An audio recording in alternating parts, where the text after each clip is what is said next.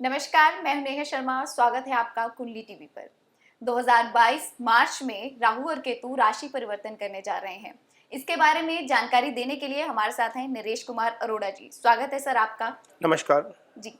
और नरेश कुमार अरोड़ा जी हमारे साथ हैं, हमें बताएंगे कि राहु और केतु जब राशि परिवर्तन करेंगे हमारे ऊपर क्या प्रभाव पड़ेगा, हमारे 12 राशियों पर क्या प्रभाव पड़ेगा। तो नरेश जी, सबसे पहले यही जानना चाहेंगे कि समय क्या रहेगा। देखिए, दो तरह के होते हैं ये ट्रांजिट राहु और केतु के। एक जी। ट्रू राहु होता है, एक मीन राहु होता है। जो ट्रू राहु ट्रांजिट कर रहा है वो 17 मार्च को कर रहा है। मीन राहु का ट्रांजिट 12 अप्रैल को होगा। ये 1.5 साल का ट्रांजिट का पीरियड है। पहले वाला जो 12 अप्रैल को मीन राहु ट्रांजिट कर रहा है वो 30 अक्टूबर तक रहेगा। ट्रू राहु का ट्रांजिट 29 नवंबर तक है। तो ये जो ट्रांजिट होगा 1.5 साल तक के लिए होगा। राहु का ट्रांजिट, राहु इस समय यहाँ पर चल रहे हैं वृष राशि में, यहाँ से निकलकर मेष राशि में आ जाएंगे क्योंकि ये उल्टा चलते हैं। इसी प्रकार केतु जो है यहाँ से निकलकर वृश्चिक से निकलकर तुला में आ जाएंगे। तो इस तरह का ये ट्रांजिट होगा। ये जो हमने कुंडली लगाई है नेहा, ये 17 मार्च की लगाई है जिस दिन ट्रू राहु का ट्रांजिट होगा। ये ट्रू राहु के ट्रांजिट के लिहाज से ये कुंडली लगी है और उसका इंपैक्ट भी हम ट्रू राहु के लिहाज से ही बताएंगे। हालांकि इंपैक्ट सेम ही रहता है, ट्रू हो या मीन हो, उनमें ट्रांजिशन के टाइम का थोड़ा सा अंतर रहता है। 15-20 दिन के आसपास का अंतर रह जाता है। तो ये जो अंतर है वो 17 मार्च और 12 अप्रैल, दो डेट्स हैं राहु के ट्रांजिट की। पहले जो ट्रांजिट होगा वो 17 मार्च को होगा, इसलिए ये कुंडली 17 मार्च के लिहाज से लगाई गई है। जी। तो चलिए बात करते हैं धनु राशि की। नरेश जी, धनु राशि के जातकों पर ये जो राहु केतु ट्रांजिट करने जा रहे हैं क्या प्रभाव छोड़ेंगे। सबसे पहले हम जानना चाहेंगे कि कौन कौन से भाव पर इसका प्रभाव रहेगा। देखिए नेहा, किसी भी राशि से तीसरे, छठे या 11वें राहु केतु का ट्रांजिट अच्छा होता है। जी। अब धनु राशि की बात करते हैं तो केतु यहाँ पर 11वें ट्रांजिट कर रहे हैं, राहु यहाँ पर पंचम ट्रांजिट कर रहे हैं। तो केतु का ट्रांजिट अच्छा है, राहु का ट्रांजिट अच्छा नहीं है। सबसे मोटे तौर पर ये समझने की जरूरत है। अब राहु केतु की अपनी कोई राशि नहीं होती, ये जिस भाव में होते हैं उस भाव के फल करते हैं, जिस राशि में होते हैं उस राशि के फल करते हैं, जिस प्लैनेट के साथ होते हैं उस प्लैनेट के साथ फल करते हैं। तो यदि धनु राशि के जातकों के लिए मान लीजिए यहाँ पर शुक्र की राशि है तो शुक्र से रिलेटेड फल करेंगे। लेकिन यदि यहाँ पर सूर्य भी पड़ा हुआ है, भाग्यस्थान का मालिक, तो वो उसके फल को भी बढ़ा देंगे। तो एक तरीके से यदि हम देखते हैं तो केतु का ट्रांजिट यहाँ से अच्छा हो जाएगा। शुक्र के फल करेंगे, इस भाव के फल करेंगे और इस भाव के फल करेंगे।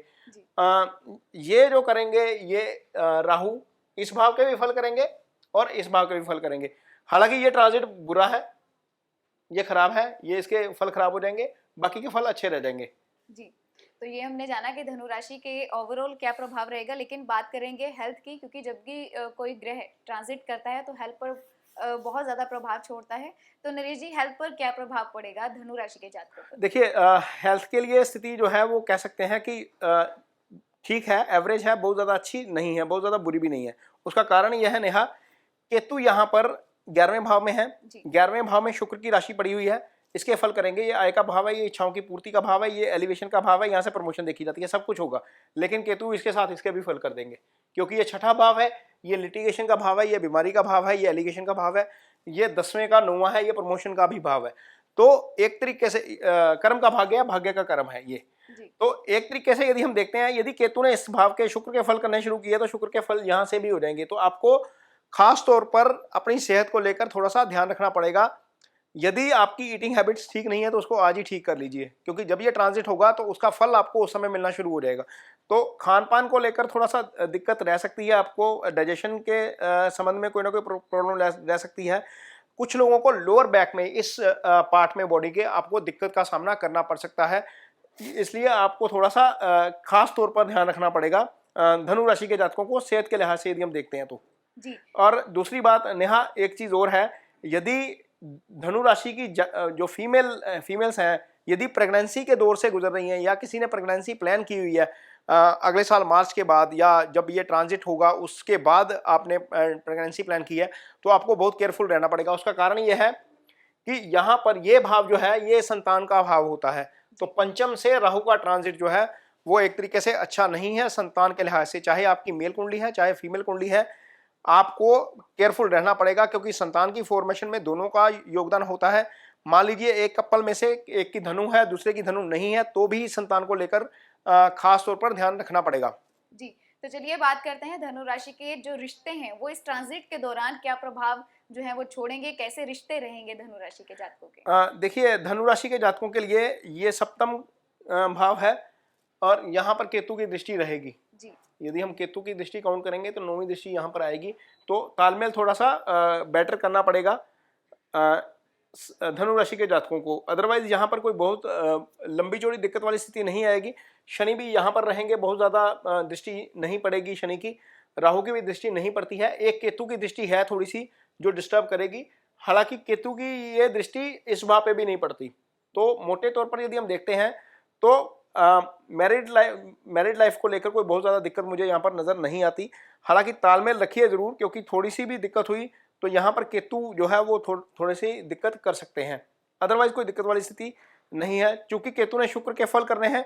शुक्र मैरिज का कारक ग्रह होता है, रोमांस का कारक ग्रह होता है। हो सकता है अंडरस्टैंडिंग थोड़ी सी बढ़ भी जाए इसमें। जी, यानी धनु राशि के जातकों को इस चीज को लेकर घबराने की जरूरत नहीं है। तो चलिए फाइनेंस पर भी एक नजर हाँ, डालते हैं। एक चीज है नेहा कि सिंगल्स जो है उनके लिए थोड़ी सी दिक्कत वाली स्थिति जरूर है, क्योंकि ये पंचम भाव संतान का ही नहीं होता, ये प्रेम का भाव भी होता है।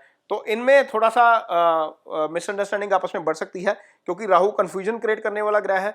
तो यहाँ पर जो कपल जिनकी बॉन्डिंग आपस में बहुत ज्यादा मजबूत नहीं है, उनको छोटी सी बात पर मिसअंडरस्टूड नहीं करना चाहिए एक दूसरे को। यदि वो करेंगे तो यहाँ पर राहु सेपरेटिव इफेक्ट देने वाला ग्रह है, तो ब्रेकअप आपका हो सकता है। जी, यानी कि अविवाहित जो लोग हैं वो संभल कर चले, उनके लिए ये समय थोड़ा सा मुश्किल वाला हो सकता है। तो चलिए एक नजर डालते हैं फाइनेंस पर कि धनु राशि के जातकों के फाइनेंस पर क्या असर रहेगा। देखिए फाइनेंस, जैसे मैंने बताया कि यहाँ पर केतु हैं, ये आय का भाव है, तो केतु ने आय के भाव के स्वामी के मुताबिक फल करने हैं। तो यहाँ पर यदि वो शुक्र के फल करना शुरू करेंगे तो शुक्र के फल के की वजह से इनकम जो है वो बढ़नी शुरू हो जाएगी। उसका कारण यह है कि ये जो भाव है ये दशम भाव कर्म का भाव है। यदि यहाँ से हम इसको काउंट करते हैं तो ये दशम का 9वां भाव होता है, ये कर्म का भाग्य है, भाग्य का कर्म है। तो ऑब्वियसली आपके कर्म अच्छे हो जाएंगे, क्योंकि ये इस भाव की ताकत भी केतु के प्रभाव से बढ़ जाएगी। ये वीनस का फल करेंगे। वीनस का एक राशि यहाँ पर पड़ी है, एक यहाँ पर पड़ी है। तो यहाँ पर यदि वीनस मजबूत होता है तो आय निश्चित तौर पर बढ़ेगी। आय को लेकर कोई दिक्कत वाली स्थिति मुझे यहाँ पर नजर नहीं आ रही है। आय के लिए स्थिति अच्छी है। जी, तो नरेश जी अगर देखा जाए तो ओवरऑल जो है धनु राशि के लिए अच्छा ही समय रहेगा। बिल्कुल, धनु राशि के जातकों के लिए एक तरीके से ये ट्रांजिट अच्छा है। हाँ, कुछ चीजों को लेकर, खान पीन को लेकर सावधानी बरतनी ही पड़ेगी, वो यहाँ पर मुझे नजर आ रही है। अदरवाइज ये ट्रांजिट जो है वो बहुत अच्छा लग रहा है। खासतौर पर केतु, क्योंकि यहाँ पर ऐसी राशि में पड़े हैं जिसकी जो दूसरी राशि है वो छठे में पड़ी हुई है। जी, तो नरेश जी जैसे हेल्थ के लिहाज से थोड़ा परहेज करने की जरूरत है धनु राशि के जातकों को, तो क्या उपाय इस समय के दौरान ये कर सकते हैं? उपाय के तो सबसे अच्छा उपाय तो यह है कि अपना खान पान ध्यान में रखें। सबसे अच्छा उपाय आपके लिए। मेडिकली भी आपको डॉक्टर के पास भी जाएंगे तो वो भी आपको यही सजेस्ट करेंगे। दूसरी चीज़ जो आप कर सकते हैं, क्योंकि राहु की दृष्टि सीधा चंद्रमा के ऊपर पड़ेगी, तो एक चीज़ आपको करनी है, वो आप कर सकते हैं, चांदी जरूर पहनिए। राहु की सबसे जो अच्छी काट होती है वो चांदी होती है। राहु के दूसरे उपाय आप कर सकते हैं, यदि आपको लगता है कि आपका मन विचलित हो रहा है या परेशान हो रहे हैं आप, तो आप मेडिटेशन कर सकते हैं। सबसे अच्छा उपाय होता है रविवार के दिन आप मंदिर जाइए, भैरव मंदिर में जाकर दिए जला सकते हैं, वो एक अच्छा उपाय है राहु का। तो ये चीज़ें जो है वो आप कर सकते हैं यदि आपको मानसिक थोड़ी सी भी डिस्टर्बेंस होती है राहु के कारण, क्योंकि राहु पंचम में है। तो चलिए इस एपिसोड में बात की हमने धनु राशि की। नेक्स्ट इसी सीरीज में बात करेंगे हम मकर राशि की। जुड़े रहे हमारे साथ। धन्यवाद। नमस्कार।